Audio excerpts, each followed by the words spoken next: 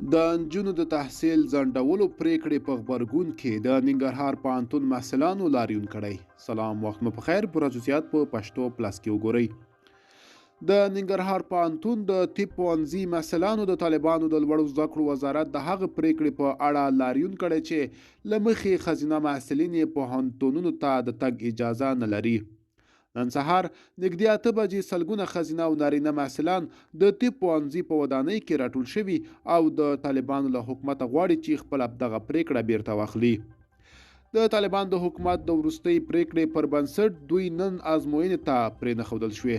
یو شمېر ښځینه محصلانو چې نه یې غوښتل نومونه یې خپاره شي ازادي راډیو ته وویل ټاکل شوي چې نن د دوی د سیمستر ازموینې پیل شي، خو د طالبانو د حکومت د وروستۍ پریکړې پر بنسټ دوی نن ازموینې ته پرېنښودل شوې. دوی وایي په غبرګون کې نارینه محصلینو هم په ازموینه کې برخه وانخیسته او له دوی سره یې په اعتراض کې برخه اخیستې ده. دغه محصلینې وایي تر اوسه ورته د پوهنتون محصلینو کوم مثبت ځواب نه دی ورکړی، خو دوی به تر هغې خپل دې اعتراض ته دوام ورکړي چې په وړاندې یې د تحصیل دروازې نه وي پرانیستل شوي. هڅه مو وکړه په دې اړه د ننګرهار پوهنتون د محصلینو نظر هم ولرو، خو په دې اړه زموږ پوښتنې ځواب نه شوې.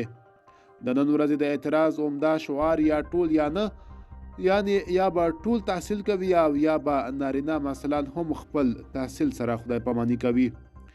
یوې محصلې چې نه یې غوښتل نوم یې په دې راپور کې خپور شي ازادي راډیو ته وویل موږ د طالبانو ټولې غوښتنې ومنلې، دوی چې هر ډول فرمایش وکړ موږ ومنلو په دې خاطر چې تحصیل وکړو، خو اوس هیڅ نه پوهیږو چې ولې دوی بیا هم زموږ په زده کړو بندیز ولګاوه. زموږ دا اعتراض به تر هغې روان وي چې تر څو دوی زموږ غوښتنې نه وي منلې. موږ غواړو چې خپل تحصیل ته دوام ورکړو. د ننګرهار د طب پوهنځي یو استاد چې نه یې غوښتل نوم یې واخیستل شي د محصلانو اعتراض تایید کړ او ویل چې د لوړو زده کړو وزارت وروستۍ پریکړې دوی هم خواشیني کړي دي.